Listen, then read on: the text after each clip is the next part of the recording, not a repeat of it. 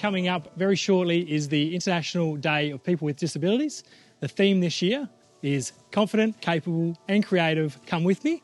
Very important, the 4 Cs, and of course the 4 Cs also ties in with our CODAP design panel that we have here at the City. You'll hear some of those stories very shortly in this video, but this panel has been an incredible panel, worked very close with the City of Bunbury on 40 projects over the last 5 or so years. Incredible panel, doing incredible work. The City's Co-Design Access Panel, otherwise known as CODAP, comprises of people with a lived experience of disability as well as industry professionals to assist the City with the co-design of its buildings, facilities and open spaces. The Co-Design Access Panel works together with the City to ensure we are exceeding community expectations in relation to disability, access and inclusion. So the reason that I joined the CODAP committee was because my little boy William lives with multiple complex disabilities, and we wanted to be the voice for change in and around the Bunbury area. And the only way to do that is to be the voice for people that live with disabilities. So that was the reason that I decided to join CODAP. Yeah, I think for me it was having a space that would be safe and accessible for my kids, where I could feel it was okay for Jack to run around and be free and be safe, but also a park and places where Evie, if she was feeling overwhelmed, would be able to have some secluded time away. For me, those were the most defining moments in looking at joining CODAP. I'm a sort of fairly active wheelchair user in and around Bunbury. There's one thing that really bothers me about Bunbury, and that's steps. So for a wheelchair user, steps are like the end of the road, you know, where you can't go any further. Some steps you can do in a wheelchair and some just a little bit. This one was on the edge. So I got in okay, enjoyed the meal. And anyway, on the way out, it was too steep and the chair folded forward and I tipped out of the chair onto the pavement in the middle of Bunbury on a Saturday night. And I'm lying there and thinking, well, this is not how you need to come to a restaurant. That has to change, you know, and that's not good enough. Just because you're in a wheelchair, you've got to suffer that kind of indignity, really. It is sort of really confirmed to me the need for CODAP and the need to make changes.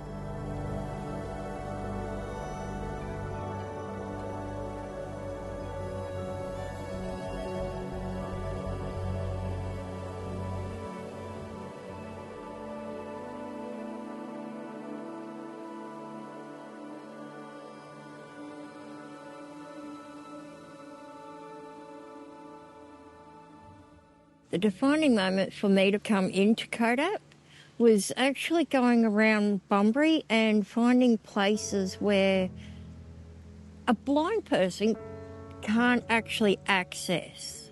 There's not actually any way of knowing where the door is or even being able to cross a road safely.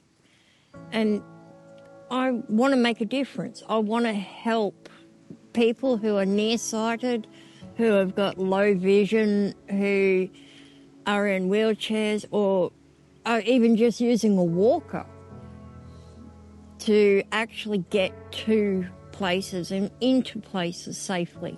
The reason that I wanted to join CODAP was because I had started that communication board project with Laura and we had brought it to the council and we were talking about it and they said that we needed to go to a group called CODAP, and both Laura and I were like, what on earth is CODAP? And we then took it there and we sat down and we got all the feedback and they asked really great questions and we were able to change what we were doing to be able to be better suited. So we got all the feedback that we really wanted, and I want to be able to talk about hidden disabilities and communication access. And so I applied and that's where it sort of led me, just to join CODAP and be a part of it for the past, I think it was 3 years now. I wanted to join because I come to Bunbury quite regularly and there was so much stuff that could be done that was just little things that if they changed made a big difference. And I think that being part of it for the last 3 years definitely has showed me a lot for growth for myself as well as the town. So, yeah, I think that was the main thing of me joining, was just to get change happening and then hopefully bring change to my local government area as well. My involvement in CODAP goes back even before CODAP existed. I've been involved with the City of Bunbury's Access and Inclusion Plan and Committee for a number of years. I actually studied a PhD looking at Bunbury's aspiration to become one of the most accessible regional cities in Australia. And through that, one of the key recommendations from that research was to establish a co-design panel, which the City of Bunbury did in around about 2019. And from that, the co-design panel has had a lot of input into a lot of projects at the city. And I think we're really starting to see the fruit of that come through now. So we did the Maidens Walk. I've been part of the John Banks Memorial Dog Park, the Capana Bay. There's lots that we've been done over the last 3 years. So, but yeah, I think the roundabout near the centre point's my favourite, because that's the place I go to the most. So, and be able to frequent somewhere and not have to worry about going up and down and all of the bumps, and it's just really, really nice. That's my favourite one, I think. Favourite project we've been on. At the moment, we're looking at the Princeps Street redevelopments and looking at the tactiles and the bins and more signage around for our vision impaired people. I've helped because of being blind. I can actually feel what is on the lids of the rubbish bin, so then I know which bin I'm putting my recyclables in, or what bin the organics goes in. So I can feel which one. I can do it myself instead of having to rely on other people to do it. I can be more independent. So far I've been involved in the tactile bins and also strong advocate for the changing places, to see more changing places facilities in and around Bunbury and the southwest as a whole, in the hope that the City of Bunbury lead the way for more facilities for people living with disability. I think the biggest projects I've been involved in would be the communication boards, so the ones that are at Big Swamp and Kumbana, and then the event communication boards as well, the ones that were made for the Christmas and the Skyfest, the Hay Park Sports Pavilion, talking about sensory rooms and sensory gardens, and a communication board in the playground that they're going to have there. Also the dog park that's at the end of Hudson Road. Mostly, again, talking about the communication boards that we could have there based on the people who live in the area and who use it. So some of the projects that I've been involved in, either directly or indirectly, would be this youth precinct that we're in right now. It's very accessible in terms of a number of features that make it inclusive for people with different backgrounds and different requirements, such as the gender-neutral toilets, the accessible play spaces, barbecues, the fact that someone in a wheelchair can actually move and circulate around the play space like a parent in a wheelchair, for example. So this is a really fantastic example of a co-design project. The Hands Oval Pavilion, sporting pavilion, and that's going to be probably one of the most accessible sporting pavilions in the country. There's still a lot to go, but for what we've been involved in, there is so much that's good that's happened. And it's so cool to be able to say to people that, I've had part in that. I saw that before it was done. So currently Changing Places is a nationwide facility available to people that live with disability, and it means that people that live with disability can access a safe environment for them to use either toilet facilities, changing facilities, shower facilities in the community. But currently there's only one available to us in Bunbury, so we're advocating for change for that so that we can access more areas within Bunbury and the southwest. The communication boards are twofold. It's to be able to bring it to light to the public and show them how easy it is to use, but also for people who do use alternative communication to be able to use it as well. Communication is such a vital aspect of connection with community and social interaction, which we know is a huge part of quality of life. And to be able to do that for a range of different reasons is so important. Not just those with physical visible disabilities, but also those without physical visible disabilities, because not every disability is visible, so you have to also cater for those people as well.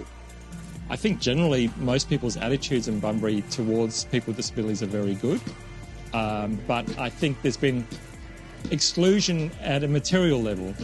Buildings and facilities that were built 20, 30, 40, 50 years ago under very different regulations and environments, and we're now trying to undo 50 years of infrastructure that actually excludes people.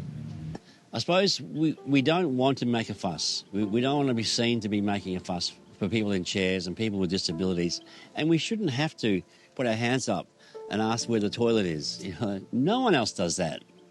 No able-bodied person has to do that, We need to change the way we design and the culture of design so that we're including all end users from our community in that process of design. That's why co-design is so important. Theoretically it might work, but in practical terms it may not work. So you have to then talk about practicalities of how the design may work for people and how it may not work for people. So it's very important to have that at the forefront of your discussions when designing things. I think more people need to know that CODAP exists and that they can come to CODAP, and it's not a place where we are going to judge your project. We think all the projects are amazing. It's a place where we can go, this is really cool, this is how you make it next level and in accessibility for things that people might not have thought of before, just like I did with the communication boards themselves. It doesn't just happen. It needs people to champion it, to organise it, to invite people to the table, to empower people with lived experience to be able to have meaningful input into the co-design process. So that facilitation role is really critical in successful co-design. I would like to see all areas of the city and the greater Bunbury area and the whole of the southwest, for that matter, to be more accessible to families like ours and children and people that live with disability, so that they can access and reach their full potential in and around where they live. I'm very keen to see Bunbury work towards becoming a very, very accessible regional city, sort of a showpiece accessible city that other cities aim to sort of emulate. I would love for Bunbury to be an innovator in accessible spaces and an innovator in inclusion in every way, shape and form that is. I feel that Bunbury can do that, and I am really excited to be a part of that and to push Bunbury forward in inclusion.